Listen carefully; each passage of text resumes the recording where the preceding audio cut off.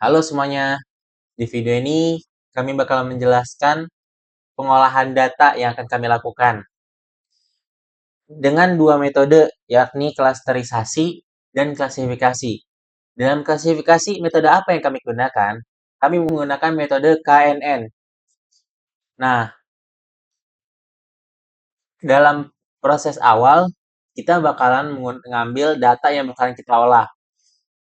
Dan dataset yang kami punya adalah dataset Mobile Usage Behavior Analysis. Dan itu isinya kayak begini.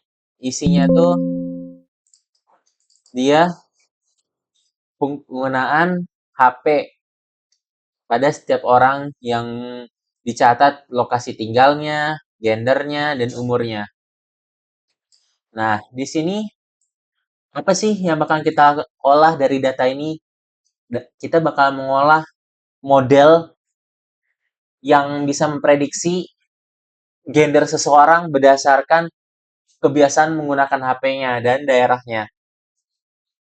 Seperti yang kita tahu, dari banyak aplikasi menggunakan model analis seperti ini.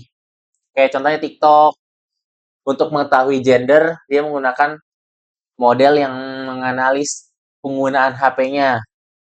Dan fungsi apa?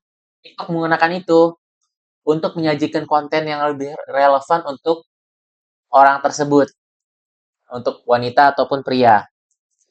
Nah, setelah kita mengambil datasetnya menggunakan operator retrieve, selanjutnya kita bakalan menghilangkan value yang kosong dengan menggunakan operator replace missing value. Nah, ini operatornya.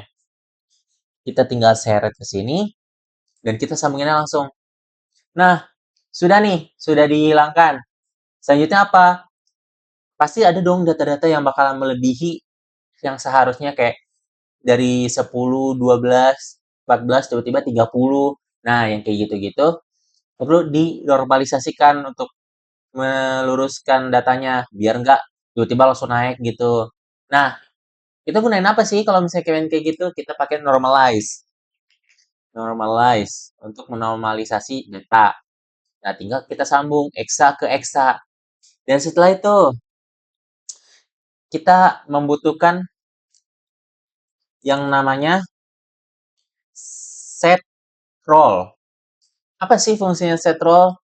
Buat mengatur role apa yang bakalan kita pilih dalam mengolah data pada saat ini. Nah, di sini kita kan pengen tahu gender seseorang kan berdasarkan penggunaannya. Jadi kita bakal milih gender. Target role-nya apa? Dia bakal pakai label. Nah, udah nih, kita apply. Sudah di-apply. Selanjutnya apa, Bang? Kita kan perlu menguji data kita kan?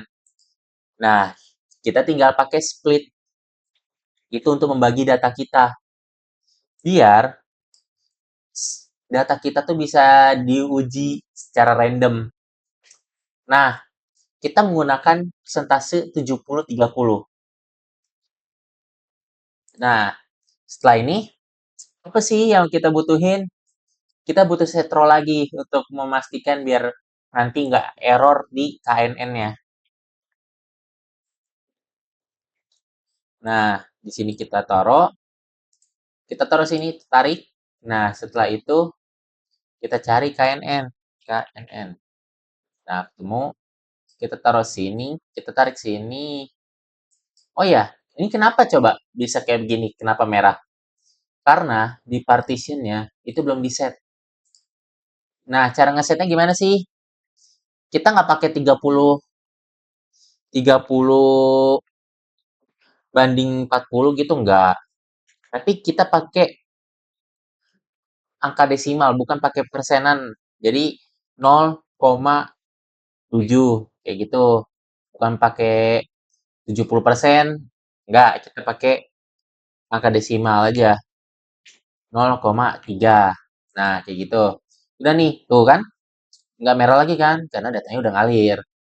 Nah, selanjutnya, untuk membuat role modelnya, kita pakai apply apply model. Nah, nih ketemu nih. Tinggal kita seret ke sini. Nah, apa sih yang harus kita sambung di sini? Yang pertama, hasil dari KNN kita taruh sini. Yang kedua, partisi data kedua ditaruh di sini, di, di UNL. Nah, udah nih.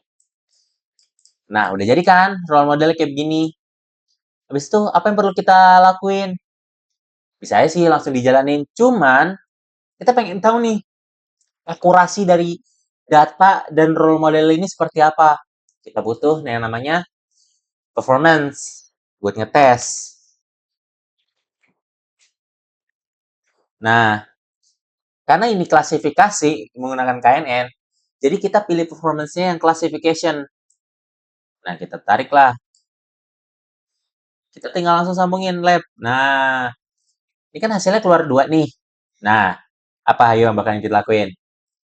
Ya, tinggal kita sambung aja ke sini. 2. Nah, udah kan? Sambung ke 2. Hasilnya keluar ntar. Nah, kita udah keluar nih, udah selesai nih modelnya. Kita apain? Kita run. Kita running, akurasinya 49%. Ini data-datanya dan ini data mentahnya. Nah, ini akurasinya kenapa bisa 49%?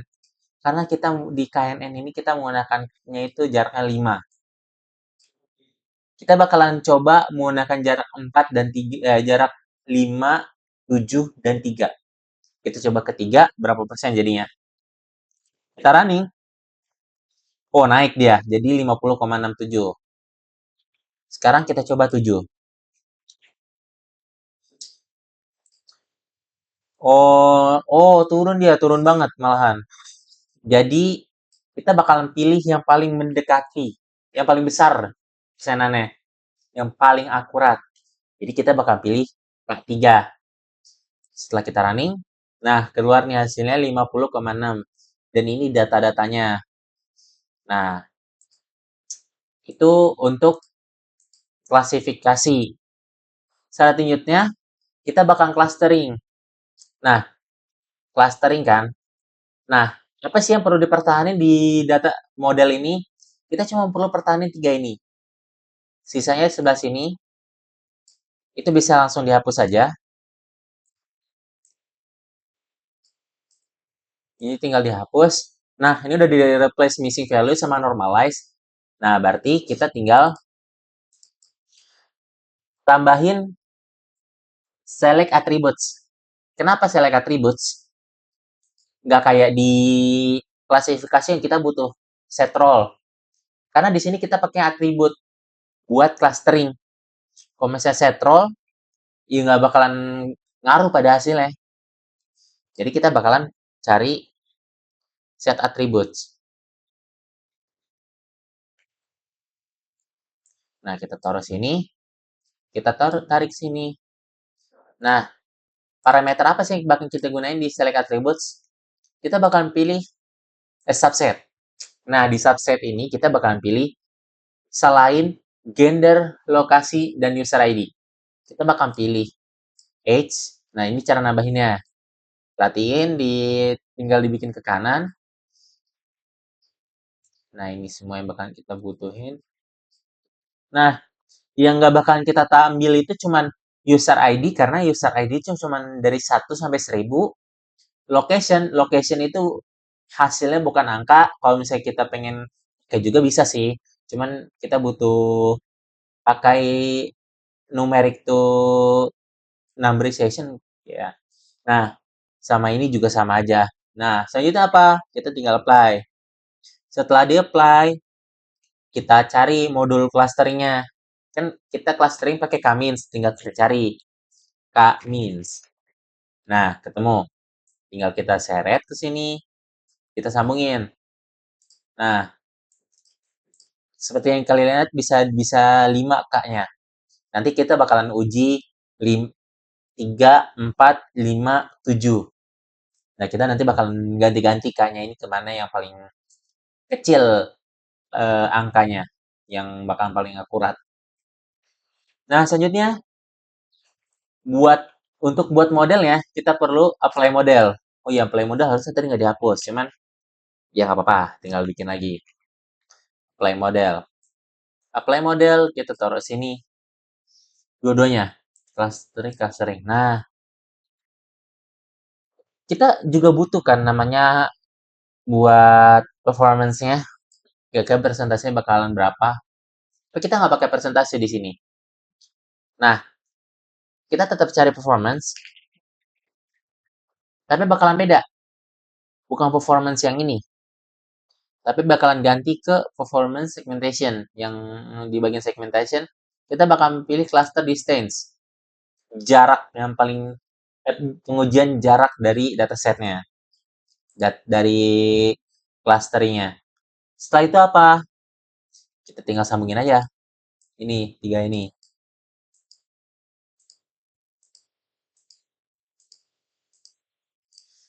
Kita sambungin. Selanjutnya apa? Karena ini model kan udah jadi ya. Karena model sudah jadi tinggal kita run. Tinggal kita running, keluar nih performance-nya. Oh nih, performance-nya paling dekat sini. Nih, kita bakal ambil yang punyanya Davis Baldwin. Nah, ini menunjukkan data-data dari cluster 0 sampai 4. Atau bisa juga disebut dengan cluster 1 sampai 5. Sesuai ya, karena dataset kita berisikan 1000. Jadi kalau ditambah-tambah jadi 1000 kan. Nah, kalau ini hasil datasetnya. Di model clustering ini kita juga bisa lihat pakai grafik. Oh, grafiknya seperti ini. Namanya plot. Dan ya, seperti yang bisa dilihat, berdasarkan clusteringnya seperti ini.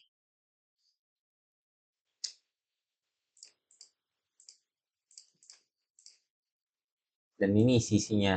Nah, seperti itu. Urutan-urutannya.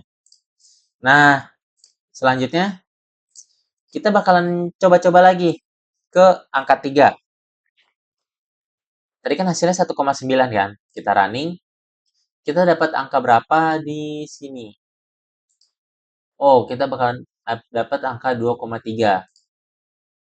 Naik apa tuh? Makin kecil. Makin gede. Kita coba di angka 4. Kita running. Kita lihat di 2,2. Oh, makin kecil jaraknya. Kita coba di angka 6. Kita lihat di formanya. Oh, makin kecil. Oke, kita langsung coba aja deh ke angka 7. Nah, setelah kita lihat hasilnya, itu ada di angka 1,826. Baiklah, pada model ini berarti kita langsung pakai nomor 7 aja ya. Buat itu ya, buat K-nya. Nah, jadi hasilnya seperti ini. Kalau misalnya buat modelnya. Dan ini adalah hasil-hasilnya. Jadi, sekian dari kami. Terima kasih sudah menyaksikan. Thank you semuanya. See you and goodbye.